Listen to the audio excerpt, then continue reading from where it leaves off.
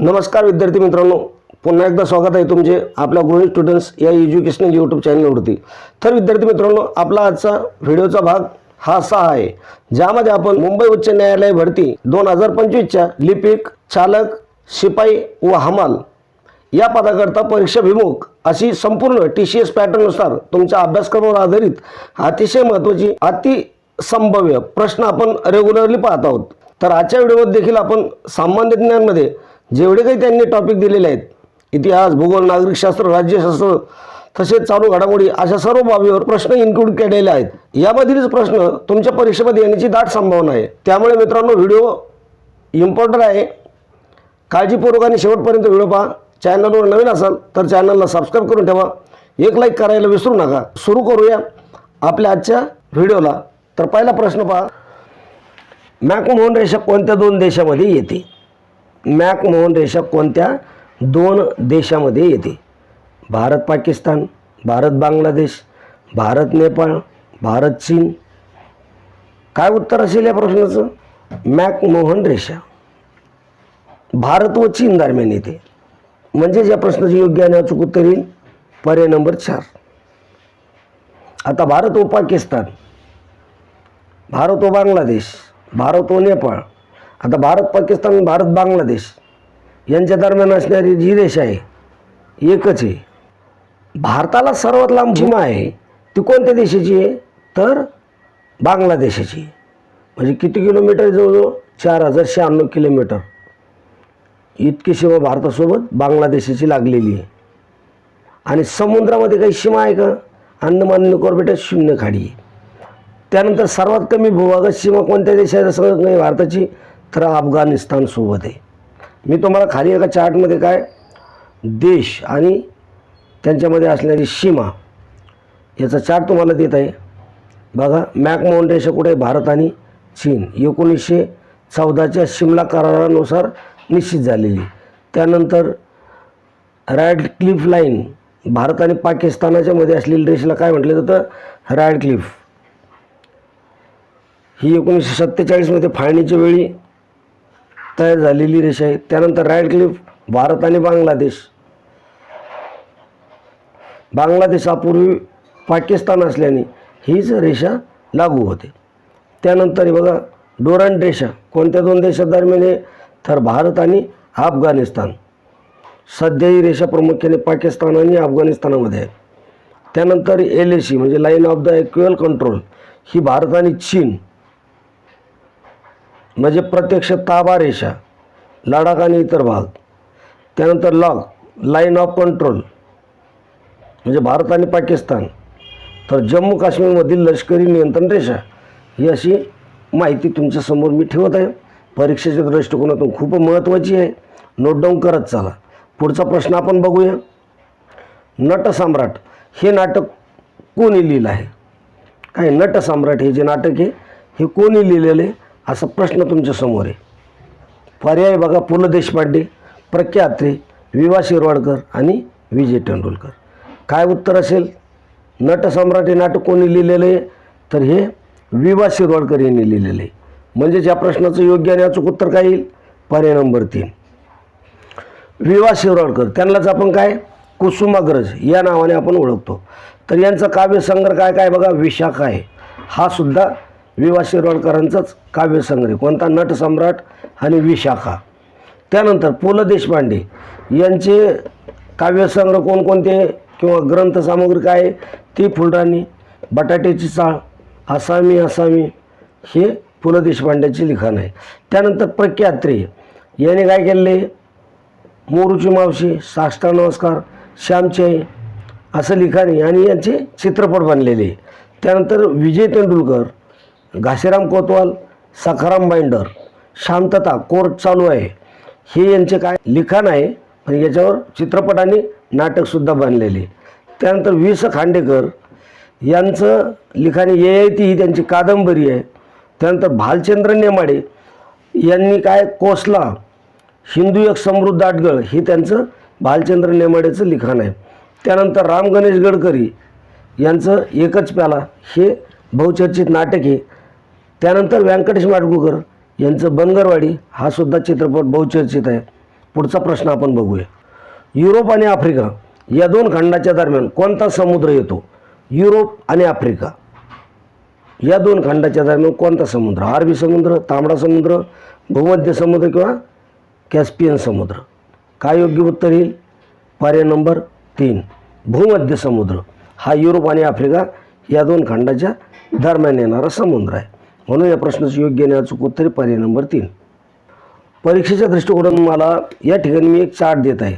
समुद्रधुनीचे नाव, जोडणारे जलसाठे आणि खंड. बघा काय मला का समुद्रधुनी कोणाकोणाला जोडते? अंदमान समुद्र आणि दक्षिण चीन समुद्र. या ठिकाणी सर्वात महत्त्वाचं जर पाहायचं झालं तर पाल्कची समुद्रधुनी. पाल्क समुद्रधुनी काय का महत्त्वाची? तर बंगालचा उपसागर, पालची खाडी, कारण भारत आणि श्रीलंका या दोन देशादरम्यान ही भेटते म्हणून ही काय महत्त्वाची. त्यानंतर जी बोरिंग समुद्रधुनी ही काय आर्टिक महासागर आणि बोरिंग समुद्र म्हणजे अलास्का ही काय USA आणि रशिया यांना जोडणारी समुद्रधुनी. सर्वात महत्त्वाचं सध्याच्या घडीला जर चालू आहे तर ती बघा काय होर्मुझ समुद्रधुनी.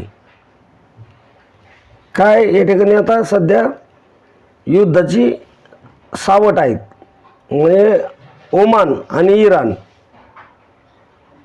या दोन देशाला ही समुद्रधुनी जोडती. काय पार्शियन आखात आणि ओमानचे आखात ह्यामध्ये ही समुद्रधुनी जोडल्या गेलेली आहे. पुढचा प्रश्न आहे बघा, पृथ्वी कोणत्या आकाशगंगेचा भाग आहे? पृथ्वी कोणत्या आकाशगंगेचा भाग आहे? काय दिलेले तुम्हाला? आकाशगंगा काय मिल्की वे गॅलेक्सी, उपग्रह, दोन्ही बरोबर आणि दोन्ही चूक. मग कोणत्या आकाशगंगेचा भाग आहे पृथ्वी? योग्य उत्तर हे पर्याय नंबर 1 मिल्की वे गॅलेक्सी या आकाशगंगेचा पृथ्वी भाग आहे. परीक्षेच्या दृष्टिकोनातून थोडीशी माहिती बघूया. काय पृथ्वीचा आकार कसा आहे? पूर्ण गोल आहे का? तर ती जिओइड आकाराची म्हणजे ध्रुवाकडे थोडी चपटी झालेली. पृथ्वी पूर्ण गोल नसून जिओइड आहे. त्यानंतर पृथ्वीच्या पृष्ठभागावर 71% पाणी आणि 29% इतकी जमीन आहे. असाही प्रश्न तुम्हाला परीक्षेमध्ये विचारला जाईल की पृथ्वीच्या वातावरणामध्ये प्रामुख्याने कोणते अवयव आढळतात किंवा नायट्रोजन 42% आणि ऑक्सिजन 42% आहे असं तुम्हाला विचारलं जाईल. तर प्रामुख्याने नायट्रोजन किती? 78% आणि ऑक्सिजन किती? 21% आहे. त्यानंतर मुबलक पाण्यामुळे पृथ्वीला काय निळा ग्रहसुद्धा म्हटलं जातं. आणि दुसरं महत्त्वाचं बघा काय पृथ्वीची जुळी बहीण कोणत्या ग्रहाला म्हटलं जातं? तर शुक्र या ग्रहाला काय पृथ्वीची जुळी बहीण असं म्हटलं जातं. त्यानंतर लाल ग्रह कोणत्या ग्रहाला म्हटलं जातं? असाही प्रश्न परीक्षेमध्ये विचारला जातो. तर लाल ग्रह हा मंगळ म्हणजे मंगळ या ग्रहाला काय लाल ग्रह असं आपण म्हणू शकतो. त्यानंतर आपली जी आकाशगंगा आहे कोणती? मिल्की वे. हिच्या सर्वात जवळची दुसरी आकाशगंगा कोणती आहे? ॲड्रोमेडा. ॲड्रोमेडा ही जी आकाशगंगा ही काय आपल्या आकाशगंगेच्या नजीकची असलेली आकाशगंगा आहे. त्यानंतर सर्वात महत्त्वाचा प्रश्न, सूर्याचा प्रकाश पृथ्वीवर पोहोचण्यासाठी किती वेळ लागतो असा प्रश्न विचारला जातो. सूर्याचा प्रकाश पृथ्वीवर येण्यासाठी किती वेळ लागतो? तर 8 मिनिटे 20 सेकंद एवढा कालावधी लागतो. पुढचा प्रश्न आपण बघूया. भारतीय राज्यघटना तयार होत असताना संविधान सभेचे अध्यक्ष कोण होते? सर्वांना या प्रश्नाचं उत्तर देत असेल. भारतीय राज्यघटना तयार होत असताना संविधान सभेचे अध्यक्ष कोण होते? डॉक्टर राजेंद्र प्रसाद. म्हणजेच पर्याय नंबर 2 हे या प्रश्नाचं योग्य आणि अचूक उत्तर आहे. आता या ठिकाणी तुम्हाला पर्याय दिले डॉक्टर बाबासाहेब आंबेडकर, डॉक्टर राजेंद्र प्रसाद, पंडित जवाहरलाल नेहरू, सरदार वल्लभभाई पटेल. तर याचं योग्य उत्तर काय आहे? तर डॉक्टर राजेंद्र प्रसाद. तर कोणाकडं कोणता विभाग होता हे आपण बघूया. डॉक्टर सच्चिदानंद सिन्हा हे जे होते हे काय होते? तर संविधान सभेचे पहिले तात्पुरते अध्यक्ष होते. तात्पुरते अध्यक्ष जर विचारलं संविधान सभेचे कोण? सच्चिदानंद सिन्हा. आणि परमनंट अध्यक्ष कोण होते? तर डॉक्टर राजेंद्र प्रसाद हे संविधान सभेचे कायमस्वरूपी अध्यक्ष होते. यांची निवड कधी झाली? तर 11 डिसेंबर 1946 रोजी डॉक्टर राजेंद्र प्रसाद यांची निवड झालेली. त्यानंतर एस सी मुखर्जी हे संविधान सभेचे उपाध्यक्ष होते. त्यानंतर BN राव हे बऱ्याच वेळेस यांच्यावर प्रश्न परीक्षेत विचारला जातो की संविधान सभेचे कायदेशीर सल्लागार कोण होते, तर BN राव हे होते. त्यानंतर HVR अय्यंगर हे कोण होते, संविधान सभेचे सेक्रेटरी होते, HVR अय्यंगर. आणि डॉक्टर बाबासाहेब आंबेडकर हे मसुदा समिती अध्यक्ष होते. त्यानंतर असाही प्रश्न तुम्हाला विचारला जातो की संविधान सभेचे चिन्ह काय होतं, तर संविधान सभेचं चिन्ह होतं बघा हत्ती. पुढचा प्रश्न आपण बघूया. इंडियन इंडिपेंडन्स लीगची स्थापना कोणी केली, सुभाषचंद्र बोस, रासबिहारी बोस, VD सावरकर, लाला लजपत राय. काय योग्य उत्तर असेल, रासबिहारी बोस यांनी इंडियन इंडिपेंडन्स लीगची स्थापना केलेली आहे. मग कोणत्या ठिकाणी आणि कोणत्या सालामध्ये म्हणजे कधी झाली असंही तुम्हाला विचारलं जाईल. तर बघा 1942 जपानमधील टोकियो येथे रासबिहारी बोस यांनी काय केलेले, या लीगची स्थापना केलेली आहे. म्हणजे संस्थापक कोण असा प्रश्न जर तुम्हाला आला तर समजलं रासबिहारी बोस. त्यानंतर याचे सदस्य कोण होतं, तर भारताबाहेर राहणाऱ्या भारतीयांना एकत्र करून भारताच्या स्वातंत्र्यासाठी लढा देण्यासाठी ही संघटना उभी केलेली आहे. या संघटनेचा उद्देश तुम्हाला जर विचारला तर भारताला ब्रिटिश राजवटीतून मुक्त करणं आणि आझाद हिंद फौजेला राजकीय पाठबळ देणं हा या संघटनेचा उद्देश होता. त्यानंतर बघा सर्वात महत्त्वाचा खेळ येते काय, तर 1942 या म्हणजे बँकॉक परिषद झाली होती. काय बँकॉक परिषद 1942, या परिषदेत रासबिहारी बोस यांची लीगचे अध्यक्ष म्हणून निवड झाली आणि सुभाषचंद्र बोस यांना पूर्व आशियात यांनी काय केलेले, येण्याचे निमंत्रण दिलेले आहे. आता त्यानंतर दुसरी जी संघटना कोणती, आझाद हिंद सेना, हिच्याबद्दल आपण थोडीशी माहिती बघूया. तर या आझाद हिंद सेनामध्ये ब्रिगेड होत्या बघा, Gandhi brigade, Nehru brigade, Azad brigade, झाशीची राणी रेजिमेंट. असाही प्रश्न तुम्हाला विचारला जाऊ शकतो परीक्षेमध्ये की झाशीची राणी रेजिमेंट हिचं नेतृत्व कोणी केलेलं आहे, तर त्याचं उत्तर तुम्हाला माहीत पाहिजे. त्याचं उत्तर आहे डॉक्टर लक्ष्मी स्वामीनाथन सहगल. ह्या काय झाशीची राणी रेजिमेंटच्या काय होत्या, कमांडर होत्या, म्हणजे याचं नेतृत्व यांनी केलेलं आहे. त्यानंतर सुभाषचंद्र बोस यांनी घोषणा दिली होती कुठं, सिंगापूरमधील टाऊन हॉलसमोर.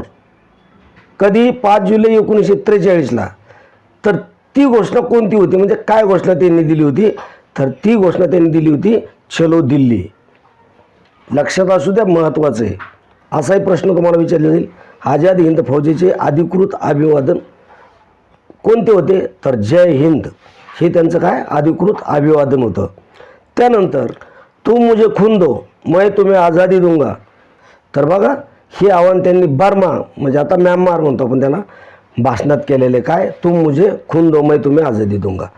त्यानंतर ही जी आझाद हिंद सेना होती हिचं ब्रीदवाक्य म्हणजे हिचा मोटो काय होता, काय होतं, इत्तेहाद इतमाद आणि कुर्बानी. इत्तेहाद इतमाद आणि कुर्बानी म्हणजेच त्याला आपण काय म्हणू, एकता, विश्वास आणि बलिदान हे यांचं काय होतं, ब्रीदवाक्य होतं. त्यानंतर आझाद हिंद फौजीचा बिल्ला, तर झेप घेणारा वाघ हा त्यांचा काय बिल्ला होता. त्यानंतर पुढचा प्रश्न आपण बघूया. पुढचा प्रश्न बघण्याअगोदर विद्यार्थी मित्रांनो मी तुम्हाला एक रिक्वेस्ट करतो की अजूनपर्यंत तुम्ही जर आपल्या ग्रोइंग स्टुडंट्स या यूट्यूब चॅनलला सबस्क्राईब केलं नसेल तर लगेच सबस्क्राईब करून घ्या. व्हिडिओ आवडला असेल तर त्याला एक लाईक नक्की करा. चॅनलवर पहिल्यांदाच आले असाल तर आपल्या चॅनलला सबस्क्राईब करून घ्या. भेटूया पुढच्या असेच महत्त्वाच्या व्हिडिओमध्ये. तोपर्यंत जय हिंद, जय महाराष्ट्र. धन्यवाद मित्रांनो.